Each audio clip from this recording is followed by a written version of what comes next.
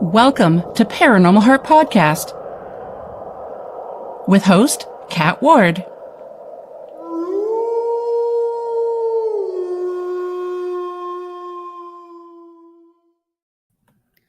Hello, my friends. Welcome to Paranormal Heart Podcast, paranormal talk with heart and soul.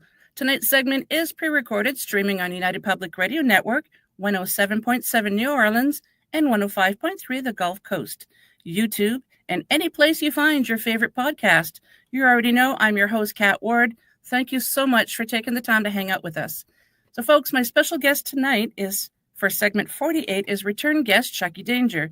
If you remember episode 119, Chucky spoke about his research regarding ultraviolet Bigfoot. If you haven't checked it out, go check it out now. Not now, because you're watching this. Chucky will be talking about his various paranormal encounters, which we entitled Highway to the Danger Zone, the Paranormal Edition. So please help me welcome Chucky Danger. Oh, thanks for having me, Kat. Thanks so much. Yeah. Welcome back. I'm really happy that you're here again, and thanks for accepting. Oh, of course. Anytime. So we're going to be talking about your various paranormal encounters, and then I'd like to also touch base on you have a new podcast that's out, so we can talk about that as well. Yeah, absolutely. It's an exciting venture I'm going to go down. Awesome. I'm very excited.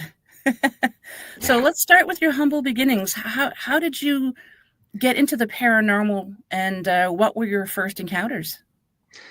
This started when I was quite young. So when I would go visit my great-grandmother, she would tell me these stories about this farmyard that she grew up on. And she had this ghost that would tuck her and her sister in.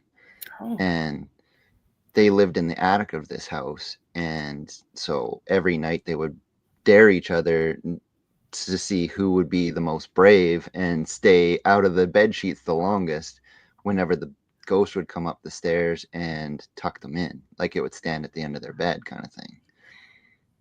And that was my first real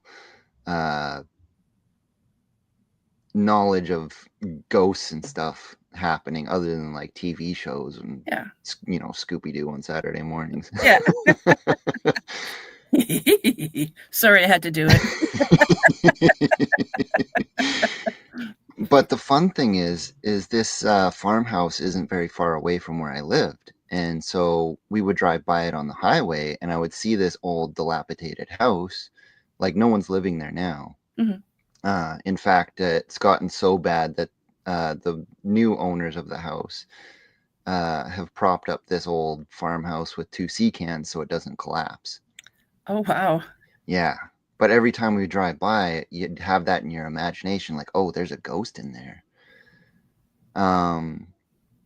So that was always kind of in like the back of your mind. And I get to about when I'm aged 14, I think. And it was the summer of grade 9 going into grade 10. And I had been in a bit of teenage angst and turmoil, rebelling against my parents kind of thing. We were going to a church, and I didn't vibe with it anymore because like there was no kids my age. It was really boring. It happened on Saturdays, and so I couldn't do sleepovers with my friends like I wanted to. Yep. And so it was really just like taking away from what I considered fun. And so I kind of just like dismissed it and started kind of going down the atheist path. Mm-hmm. And as soon as I did that, that's when this, what I will call a haunting, started. And I was a bit of a night owl, and I'd always be reading at night. So I remember I was reading the Lord of the Rings book series, and I'd be up until like 3-4 in the morning kind of thing reading. And I'd be listening to Rammstein as I read, because it's not English and it's a really good soundtrack for a novel like that. You have a good book choice and great music choice. Thank you. It really set the high fantasy vibe for it. But anyways, I'd be sitting up in bed, and the very first time that this happened, I remember it was just about 3 a.m, and my bedroom had these double door glass French doors. Mhm. And I had it all papered over with posters and stuff like that, like teenagers did back then. And this woman just glided right through the closed doors. Ooh.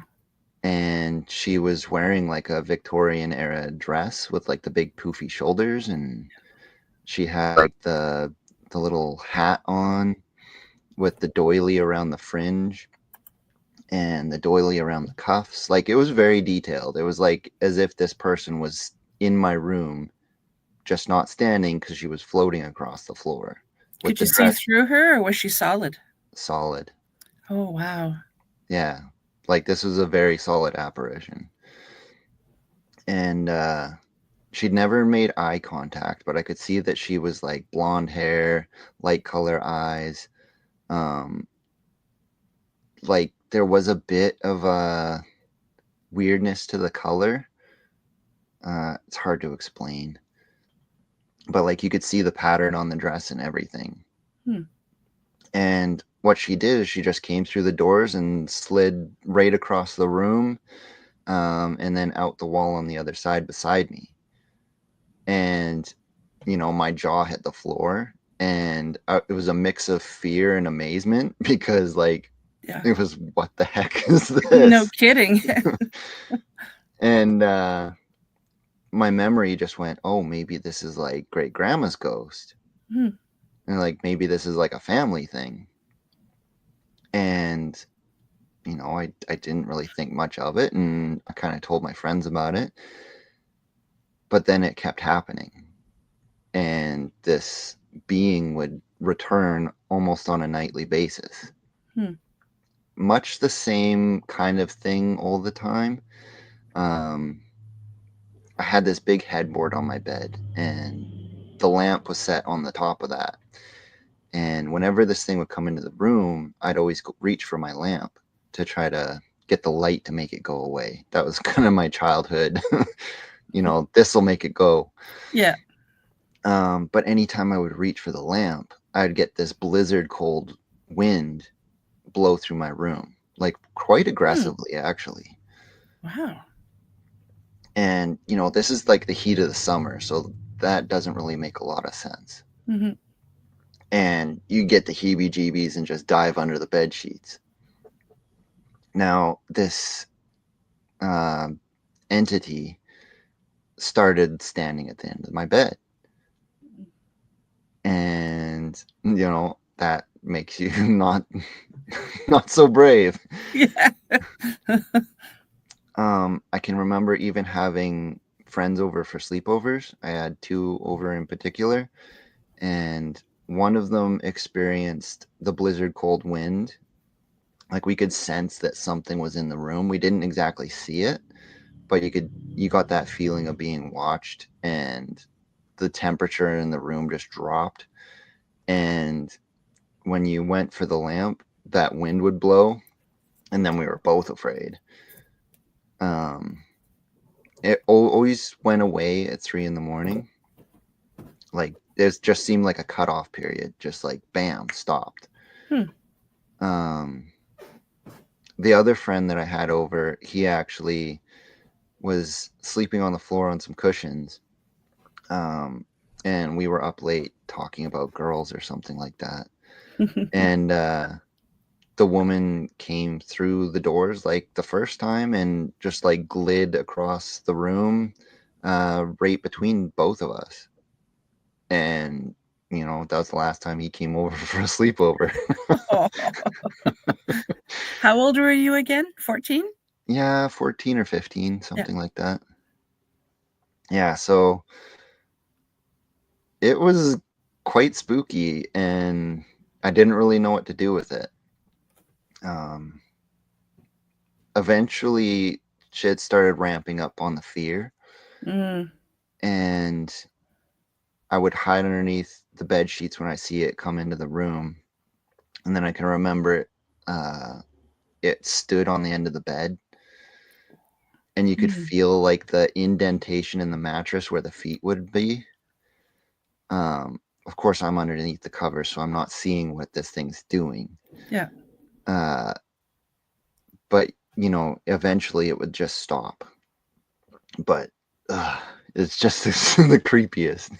That's terrifying. It got worse. Oh no. It got so much worse. Okay. um, so it would stand on the bed or like sit on the end of the bed, and you'd feel that depression every time. And most of the time, I was just up late reading. And there was one time where I hid under the covers, and you'd feel it stand on the bed, but then the feet like almost straddled where my ankles were. So you feel like that tight, like shackle feeling against your legs, like you can't go anywhere. Mm-hmm. It wasn't sleep paralysis, but like just that feeling like you're stuck here. Yeah. Yeah. So I really became afraid at that point. And I think this thing knew that. And the next time it came into my room, I again went for the lamp, get that blizzard cold wind, and that didn't the light didn't work, so I hid underneath the blankets, and you just feel these two fists pressed down on the mattress right beside my head. And you could just tell this thing was like staring a hole through the blanket where my face would be. Just that like intense gaze feeling. Mm-hmm. Ugh. Bringing you goosebumps. Yeah. Yeah, me too. um, I kind of did a little bit of research at the time, as limited as that could be, because like the internet was still pretty young, Yeah. and there's not a lot of resources or mutual stories even about like what this is. Yeah. So I had no idea. I thought I was maybe going crazy. And yeah, it just kept coming back and kept coming back. So I asked my mom, like, what can I do about this thing? Like, there's a ghost in our house, and it seems to be picking on me instead of anybody else in the house, because like Mm-hmm. no one else was seeing this or experiencing anything. And our house was on like a pretty fledgling property. Like, there'd only been one previous owner, and they moved out. Like, there wasn't any tragedies or anything like that. We logged off a good section of the property so that we could make a big garden and a yard. So it's not like this was developed land either. It was all forest. Hmm. Um, the only one thing that was really stood out is the house is right beside the road, and on our property is the old horse and buggy cart road that went up and over the mountain. Hmm. So it ran kind of parallel to what the road does now. Um, so that was the only thing, and it ran right past my bedroom. So maybe something happened there Mm. on this old horse and buggy road, but I don't know. I don't think so. Just the way this thing acted, I don't think it was even human. Oh. I think this was something I would classify as other. I'm not going to say demonic, but Yeah. pretty pretty close. I like the Um, other classification. Yeah. yeah. Um, so what my mom actually suggested was that, she's super religious, and said, if you want to get this thing to go away, I'll pray for you, but you also need to say, in Jesus' name, I rebuke you. And so, I'm kind of in that atheist phase, and I'm very reluctant to do something like that. But at the same time, I don't want to be dealing with this anymore. I don't blame you. Yeah. So I'm in my room reading like usual, kind of on edge because you always are at that point. And it was like the very first time this thing came through the doors, glid right across the room, and then out the wall on the other side. Just like the very first time that I saw it. Woman in white, Victoria dress. And I said, like, you need to go, you need to leave me alone because I don't want you here. This is my space. Mm-hmm. And then all of a sudden, right below the window, this head pokes through the wall with the back of the head facing me. And the hair has gone from being a blonde color to being black and looking very wet. So the hair's draped down because the head is sideways. And then it starts turning like an owl until I can see the face. And the face is horrifying. There's a Cheshire cat smile on it with these really long needle-like teeth and these laser dot red eyes. And the rest of the face was just void, absence. It was just like you were staring into eternity. And it was the scariest thing I've ever seen in my life. And all I could do was say what my mom told me to say. In Jesus' name, I rebuke you. And then the head just pulled back out the wall, and I never saw it again. Wow. That's wild. Yeah. Do you recall if there were any sounds or smells? Not then, no. Okay. So I've found out growing up that I have the ability to see ghosts from time to time. Not always like her. That's good. Yeah. Sometimes they're very mundane sightings, but like you'll see like half a person walking down the side of the street or something like that. But this other thing, I believe was some kind of a trickster being. Put my guard down when it displayed itself very much the description of what my great grandmother said. And then eventually just like ramped up and started feeding off that fear. So I wouldn't say necessarily demonic, but definitely like a lower frequency being. Definitely a negative entity. Yes. Yeah. nothing good. No. No. So yeah, that's where I got started. Wow. That is an intense way to start.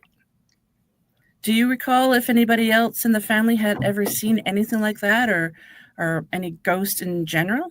Well, actually, after I moved away from home, so a couple of years later, one of my younger brothers took that bedroom. And he was playing on his computer. He had a mirror in the room that was made out of a bicycle wheel. And he said, That's kind of cool. It was his thing, like his style. Yeah. And while he's playing, he looked in the mirror and he saw the woman in white standing behind him. Oh, no. But when he turned around, there was nothing there. It was only in the mirror. Yep. And he saw that a couple times. But yeah, other than that, no one else in the family had seen anything like that. And like it didn't bother him the same way as it did me. How old was he at the time? He must have been about the same age. Okay. Yeah, kind of weird how that worked too. Yeah. Yeah. I'm just wondering if it was like a generational thing. But if Uh, you're it may be something like that, because this is all through the matriarchal line. Hmm. So my great grandmother is my mother's mother's mother. Okay. Yeah. Yeah. So it all runs down that side of the family. And I come from a family of 4 boys. So we kind of broke that pattern of having a woman in the family. Okay. Yeah. Right. Hmm. So, yeah. Then And you never. then, Oh, go ahead. oh, no, go ahead. No, I just wondered, did you ever find out who she was or what? That goes into more modern times. Okay. And this is kind of a bit of a testimony to a coming back to a faith of sorts. Hmm. Um, so before I got into podcasting, my ex-wife, this is during the lockdown. Hmm. She suggested that I start listening to podcasts. I had no idea what they were. I just listened to music all day while I was working. Hmm. And she's like, oh, these are like stories and stuff that you can listen to instead of music. And they're actually pretty fun. And some of them are really informative. And so she suggested like an X-Men type podcast, Hmm. Good just like a choice. fictional story. Yeah. I like gave it a try, and it wasn't really my thing. And I was like, well, what else is there in this podcasting thing? So that's when I found Sasquatch Chronicles, because I looked up Bigfoot podcast. I was like, Hmm. I enjoy Bigfoot stories because I used to watch Monster Quest. Yep. And so I found Sasquatch Chronicles because it was the first thing that came up. And I just dove right into that. And eventually, you get all these different guests on. I found Brent Thomas from the Paranormal Portal podcast. And I also heard Tony Merkel from the Confessionals. And so I started listening to both of those.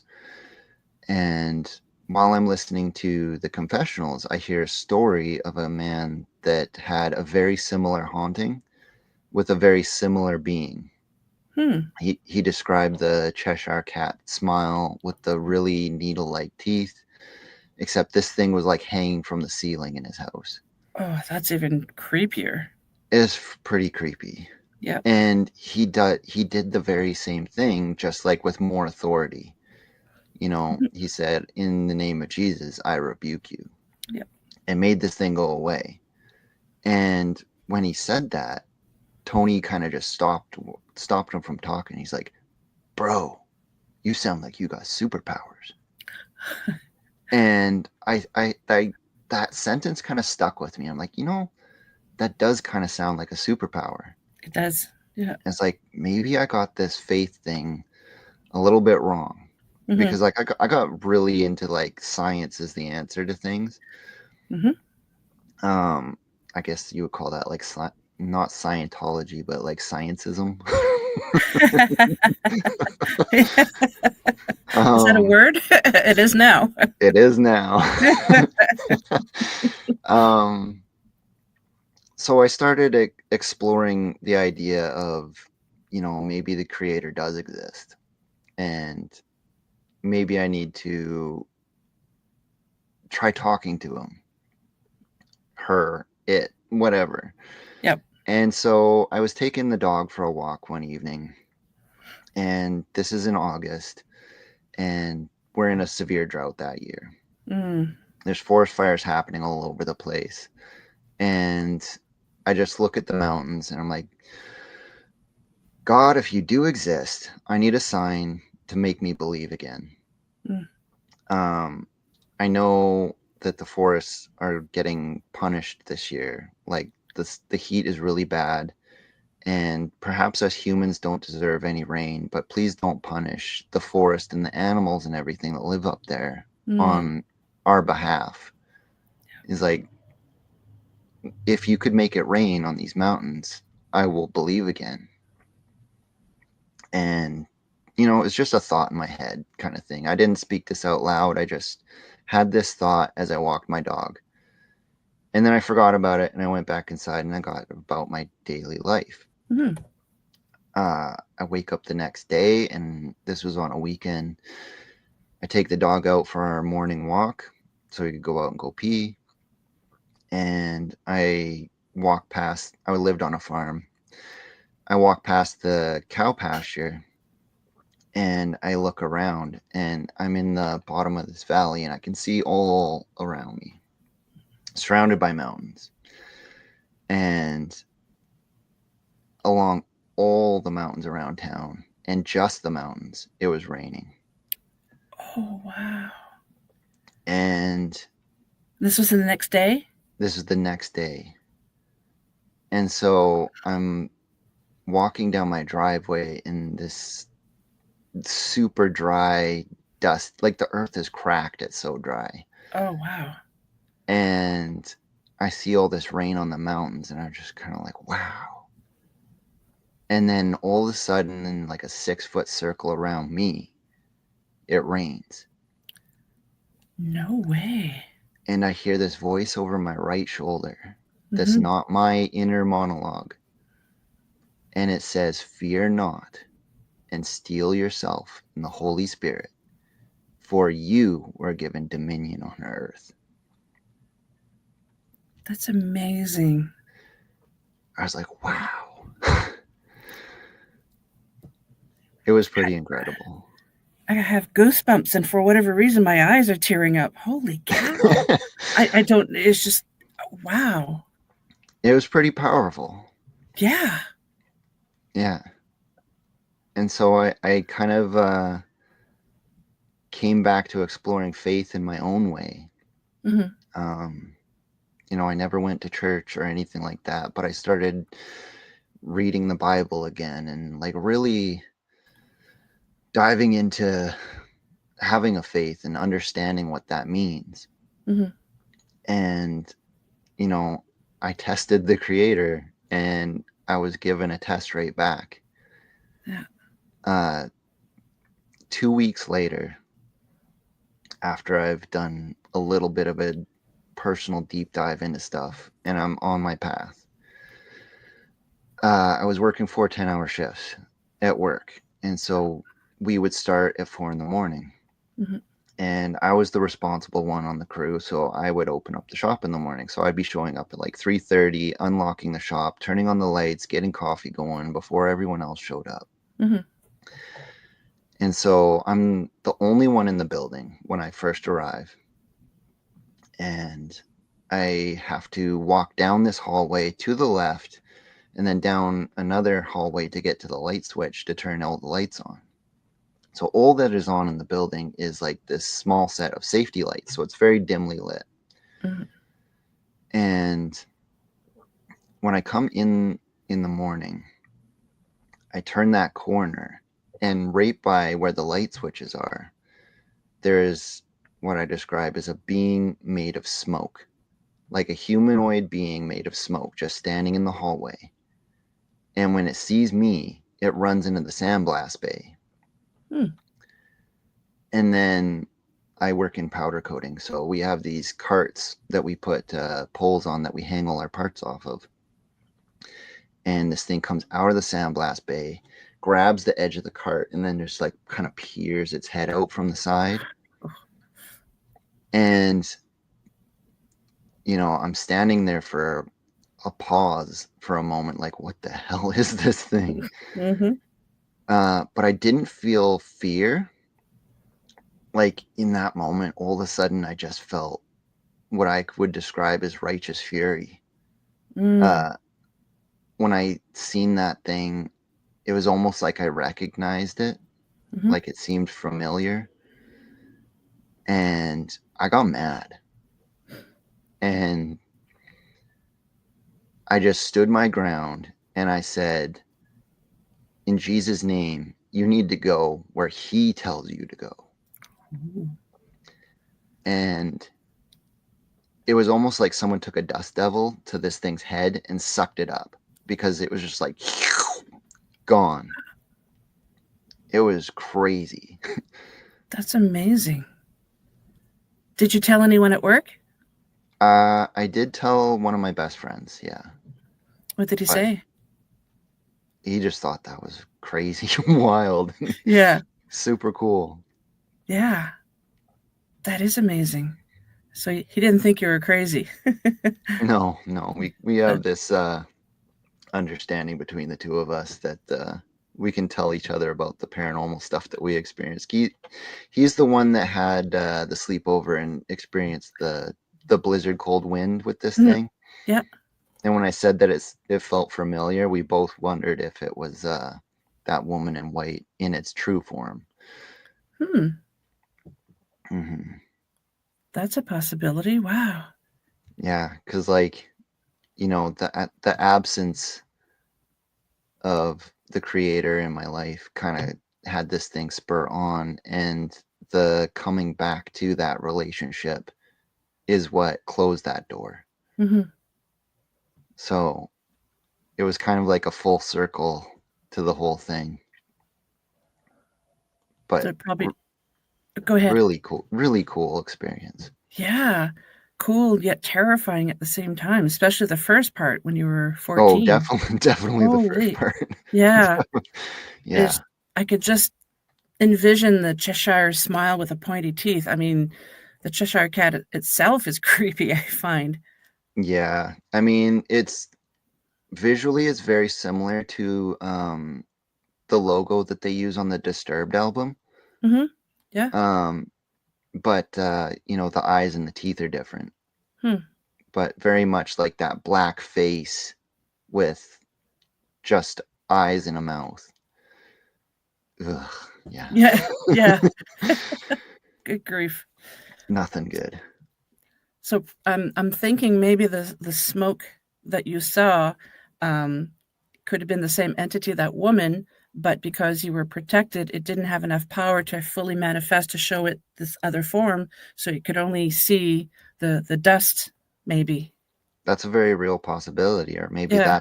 that's what its true form is, and everything else is a masking. Yeah.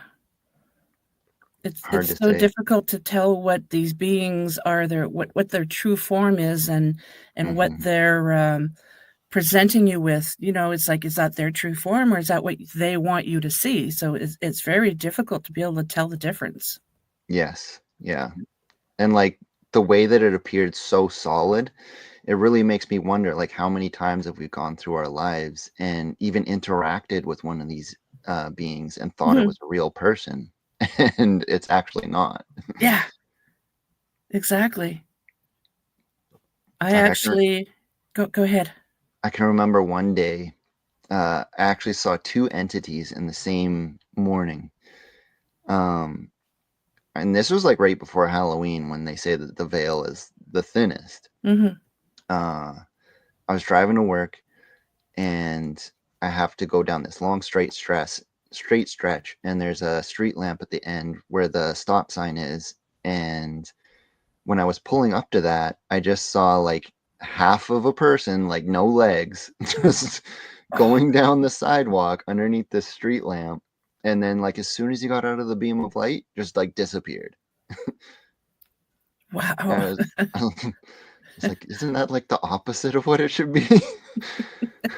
But Gee. like there was no fear. It was just like that was weird. Yeah. And so I just kept driving and going to work, and uh, I get to where I have to turn right to get to where the work building is. Hmm. Again, I have to take a right hand turn right underneath the street lamp, and as I was going down the side road, I felt very compelled to look in my rear view mirror. No. And when I did, underneath that street lamp is a horse and rider, but he's got no head. Oh. And it's coming from the direction that I just came from. Hmm. And it's like I would have seen a guy walk riding a horse at Yeah.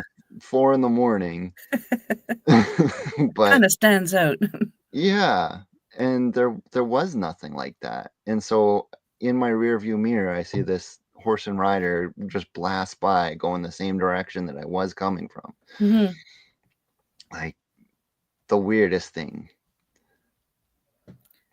Do you find now that you're getting older and you have experiences like this, they don't freak you out as much because you're older and you've experienced them before? Or would you feel that if you don't feel as afraid, maybe it's because you're protected because you're not so much of an atheist anymore?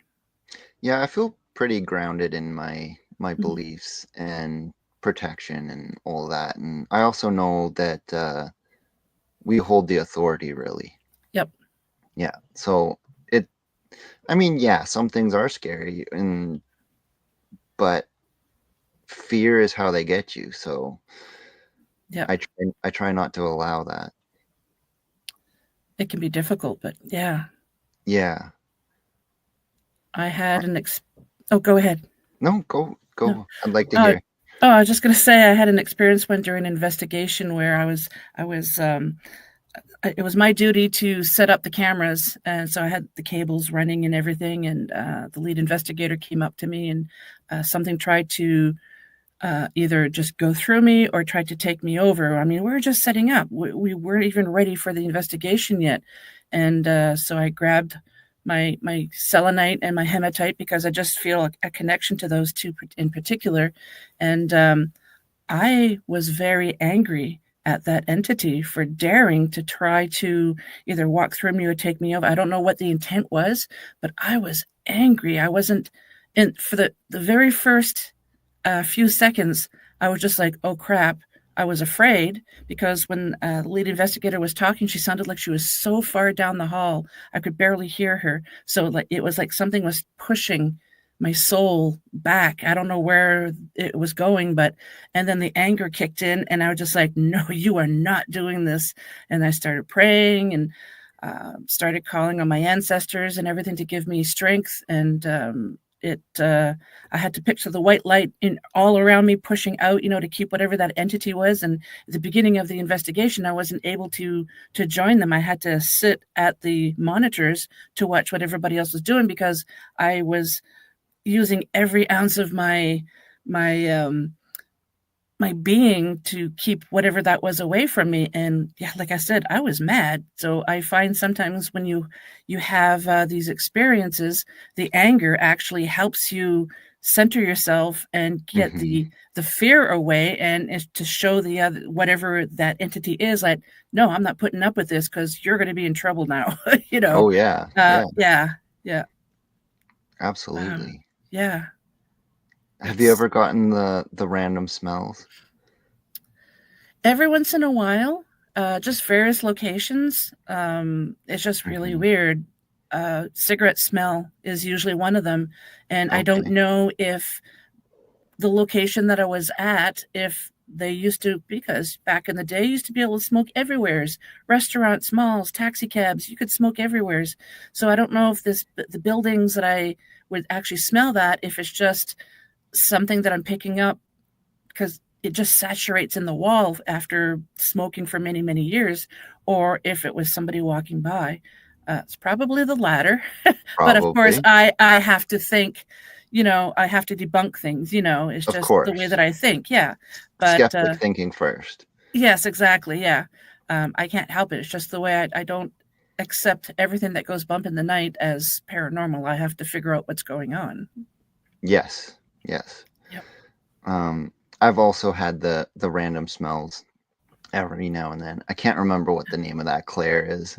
Yeah, I can't remember either. It really Uh, needs to be clairsentience, but I know that's not it. But there was one particular morning.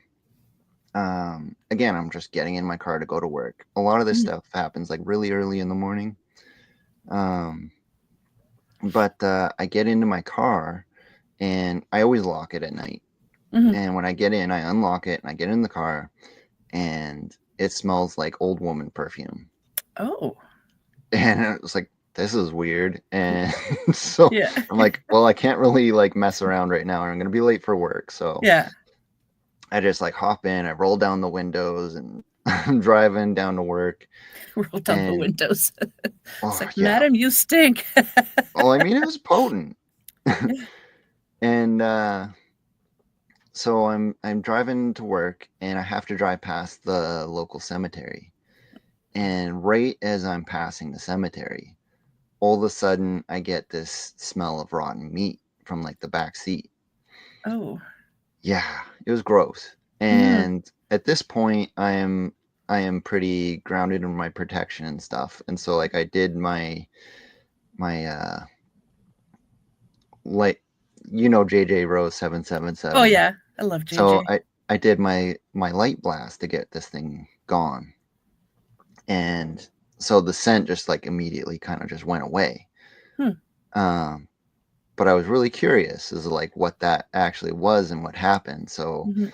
I consulted with JJ after work, and I had her look into this because she's got this really cool ability where she can almost like see your memory. Um, She is amazing. Yeah. Such an incredible psychic. Mm. um, and the perfume was like a old lady that she described as almost being like an ancestor. Hmm. I don't know who it would be, but um, almost like it was a pre-warning kind of thing. Hmm. Hmm. Like popped in, rode in the passenger seat for a little while, and then disappeared. And then the rotten meat smell was something that she described as almost being like a small little gremlin like thing. Okay. And yeah, she said it disappeared as soon as the light blast happened. But yeah, it popped in like right when I was driving past the cemetery, which was really weird. Yeah, that is. Hmm. I wonder if you picked up some hitchhikers. Maybe. I think as you gain awareness, other things are aware that you are aware. Yeah, And I agree. there's some really cool science actually that's come out of Skinwalker Ranch of all places. Oh, really? Hmm. And oftentimes in these paranormal circles, people will describe as being tagged, Mm. and you'll get an experiencer that's had like all these different experiences, and they're like, oh, they tagged you. But the science that has come out from the guards in particular, because they Mhm. experience a lot of this stuff on Skinwalker Ranch with the phenomena.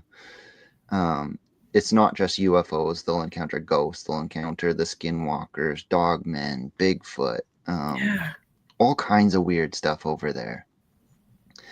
But they're finding that the people that experience this stuff more and more, I can't remember the scientific names for these, but the brain centers that are involved with your intuition actually become more neurally dense the more paranormal activity that you experience. Hmm. So it's almost like you're growing an antenna of intuition that allows you to experience this stuff more as it happens. That's interesting. It is. I hadn't heard that. It's I it's some fairly new science, hmm. and it's not talked about enough. Yeah, 'cause I do firmly believe that science has a place with the paranormal. Oh yeah, it goes hand in hand. Yeah, it does. Yeah, we just don't know certain things because the science isn't there yet, or whatever. But whenever I always think, have you ever watched Doctor Who? I haven't, no. Oh, okay. You're familiar with the show, though? Loosely. Okay, so it's this Time Lord. He's not from Earth. He travels in this blue call box, like what England has for phones. So you Yes. can call the police if you have to. If back in the day, it's stuck in that form. So it looks like a tiny box on the outside, but inside, because of dimensional things, it's massive, right? It's a ship. Um, so the TARDIS, time and relative dimension in space. That's what it's called. Um, so whenever he brings people from Earth, his companions, to go, you know, going through time and different planets and everything, other creatures from not from Earth will recognize the companions, saying, "Oh, I can smell that you've been through time. I can smell you've been through space, or they just know. So I always think of that when people start having paranormal experiences and they start ramping up, is because the others now recognize you. That would be interesting because, I mean, if your brain is becoming more neurally dense in those intuition centers, Mhm. maybe it also ramps up with your body hormones as well. Hmm. And maybe that would be a sense of smell that things could pick up on. Yeah. Um, Interesting.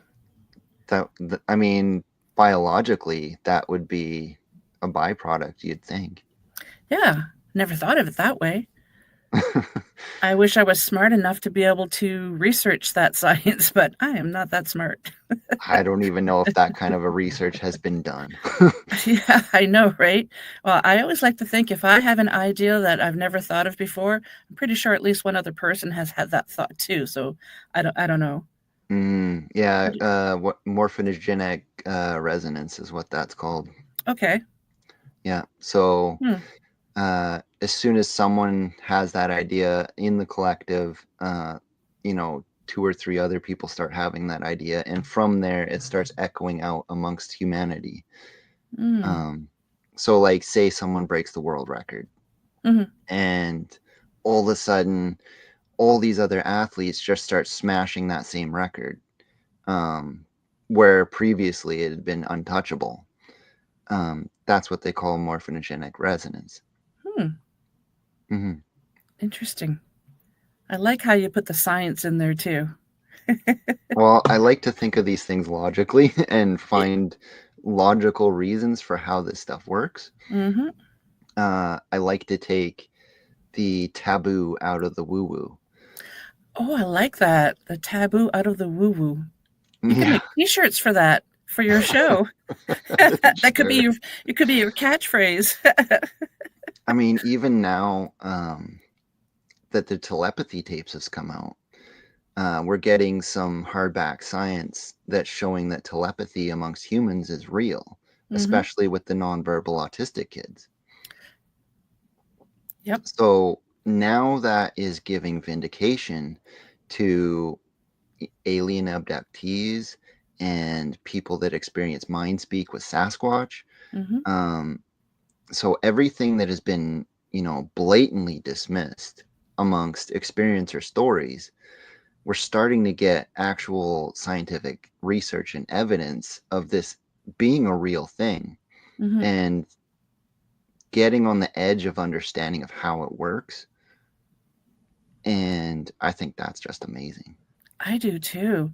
I mean, it just because for so long, if somebody said they were approaching paranormal investigating from the scientific point of view, they'd all look at you going, "What? No, that makes no sense." But it seems to be that more and more people are embracing that thought now. And like I've always said, again, I'm not smart enough, but I have this idea. If somebody could create glasses that would enable us to see like how cats see, because we always think that Mhm. cats see things, right? So if Yeah, we could see in the same spectrum as them, that would be amazing. Just put the glasses on, and it's like, oh, okay, that's what you're looking at. I don't even know how that would be created. I have the idea. I can't move on further.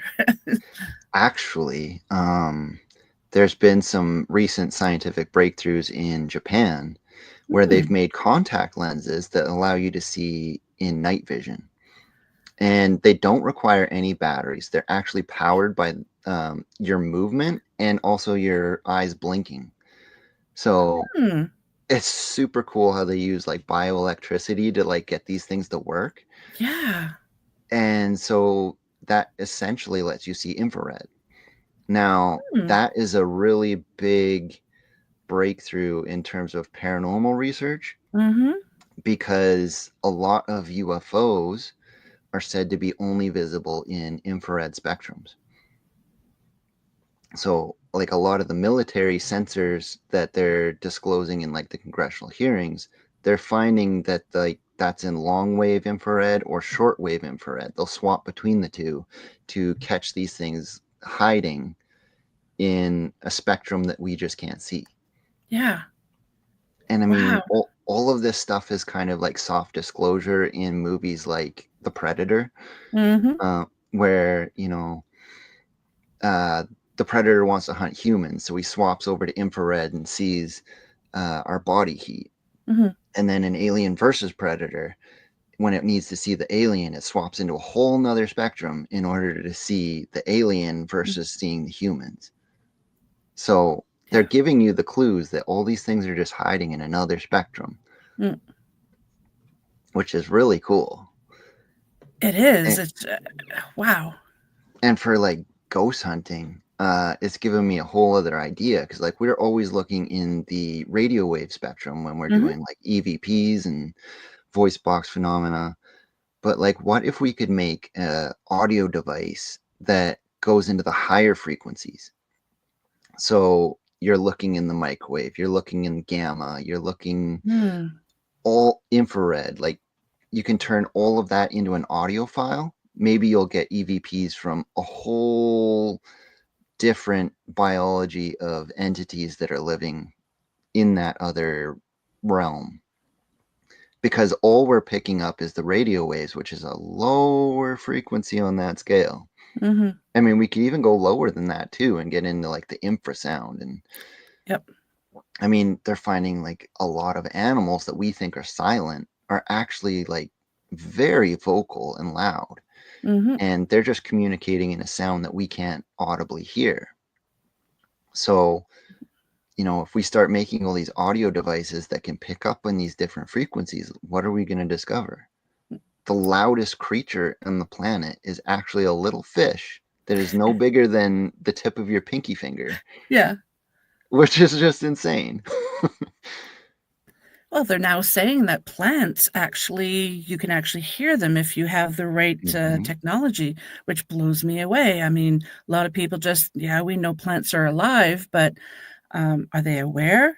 If they can speak and we can actually hear them, that would be amazing.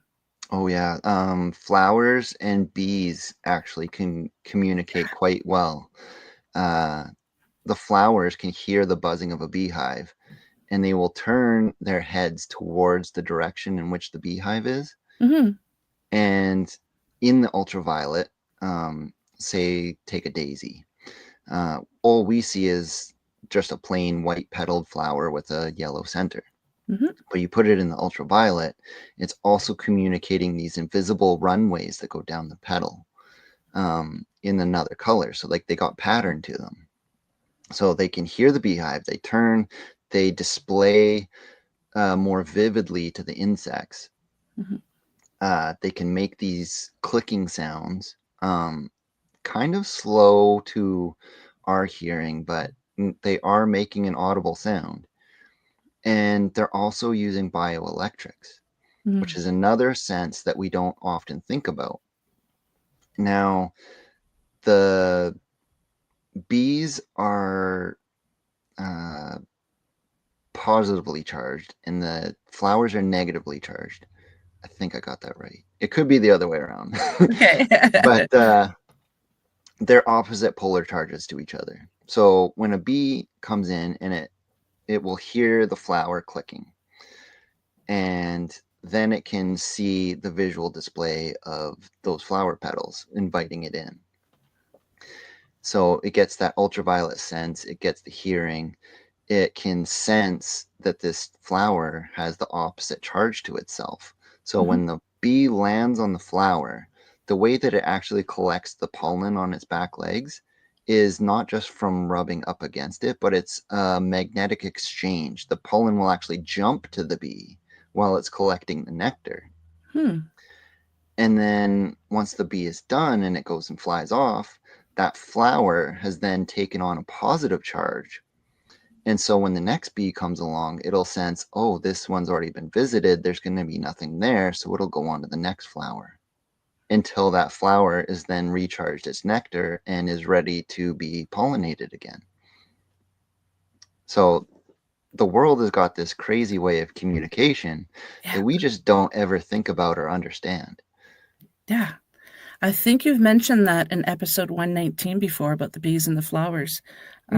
which is pretty interesting. So, folks, in case you get a little confused as to why I went from episodes to segments when I joined the UPRN network, because I would have new listeners, I wanted to start it off fresh. So, yes, I went from episodes, and then the first segment that I was with the network just starts off at number 1, and then I keep going. So, just look for episode 119 with Chucky Danger. Perfect. Yeah. Yeah. So we have a few more minutes. I'd like to talk about your new podcast now. Oh yeah. So Yeah. I was co-hosting on the Countercult podcast, Mhm. and life's gotten busy for the other guys, and so they've It happens. yeah, it happens. So I wasn't ready to stop podcasting. So I've got grand designs of my own, and I started a podcast called The Danger Zone with Chucky Danger. Mhm. And I'm going to be diving into anything I really find interesting. So it's not going to be just paranormal. Yep. I'm kind of taking like a Joe Rogan approach where you can't tell me what to do. I'm going to do what I want. Good for you. Yeah. Yeah. So I'm going to be diving into like animal attacks. I'm going to be diving into true crime, history, Oh, nice. mythology, science, any out of the box curiosity. Mhm. And I want to hear, when I interview people, their most dangerous moments in their life. Mm. Because I think out of those moments when we're at our most vulnerable and potentially our lowest, that's when we get the most growth. And I think those stories are something that they're not being reported enough. I mean, a Mhm. lot of them are miracles. Mhm. Mhm. And I want to really showcase those and hear those stories. So that will be my go-to question. Like, what is your most dangerous moment? I love that because you're going to have a whole new listener base from different genres, I guess. Yeah, there's going to be a little Yeah. bit of something for everyone. That's awesome. And has Um, the show started yet? yes, so Okay. I've got an introductory episode out and one episode about my Sasquatch experiences and talking about the ultraviolet theory that I have. And I will be recording a lot of my other experiences actually later this afternoon. So Oh, nice. yeah, episode 3 is dropping right quick. Nice. So, how long are the episodes, and is it all pre-recorded? And where can they find where can we all find it? Pre-recorded, yeah. Mhm. So that will be on Spotify at the moment. Mhm. I've been having a little bit of trouble getting the RRS feeds to translate to other distributors, so Okay. Yep. I'm working on that. I mean, this editing portion of it is fairly new to me, so um, I'm just used to sitting on the other side of a mic and talking. So Yeah. So I take it this will be audio. yeah, audio for now. Mhm. I'm just gonna keep it simple for myself and Yep. maybe do video eventually. Seems Mhm. like that's the way to go these days, but for now, I'm just gonna keep it simple and have it audio only. Um, Maybe start posting onto YouTube with these episodes and whatnot. But Yeah. for now, I've got it working on Spotify, and you can find me on there. I also got a Discord. Mhm. So that is the Danger Zone uh, Discord. You can find me on Instagram at Chucky_Danger, and there I can send you the links to the Discord. If you ever want to join, there's a lot of stuff to see in there. Yeah. So I'm part of that Discord, but I'm not on Discord a whole lot. I find Discord's confusing to me. I have no idea why. it can be at times. It's basically like a giant chat room where you Yeah. can post all your experiences or any cool story that you come across, and then other members can come in and discuss what you're posting. Or, you know, there's a lot of humor in there as well. Uh, You like, have to have humor in all this stuff, I find. oh, absolutely. Yeah. The pun is the greatest joke in history. That's awesome. Well, Yeah, thank you so very much, Chucky. I definitely want to bring you back on. Don't know when, but anytime, reach out to me. You're always welcome. This was very, absolutely. very interesting and informative. And I would love to interview at some point as well and get your experiences on my okay, show. thank you. I would love that too.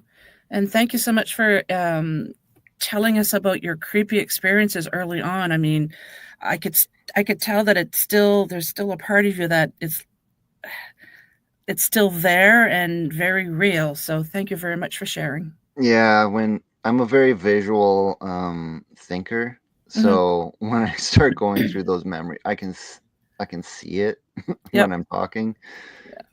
Yeah. I do that too. Yeah. Oh, geez. Okay. Well, thank you so much. Hang tight for a couple minutes. I'll say farewells to the audience and maybe we can chat for a little bit after. You betcha. Thank you. Well, thank you so much to my very special guest tonight, my amazing audience, and UPRN 107.7 New Orleans and 105.3 of the Gulf Coast. Remember, if you enjoyed the show, please support us by liking, subscribing, sharing, and commenting. And another way to help support the show is by grabbing some swag. If you'd like to pick up your very own Paranormal Heart podcast mug, for those of you watching the video, here is one of them. Just reach out to me at paranormalheart13@gmail.com. Until next time, take care of each other and much love to you all. Bye.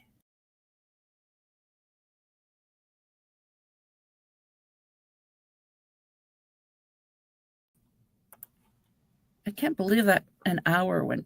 Oh, hang on. End recording. Why is that not ending?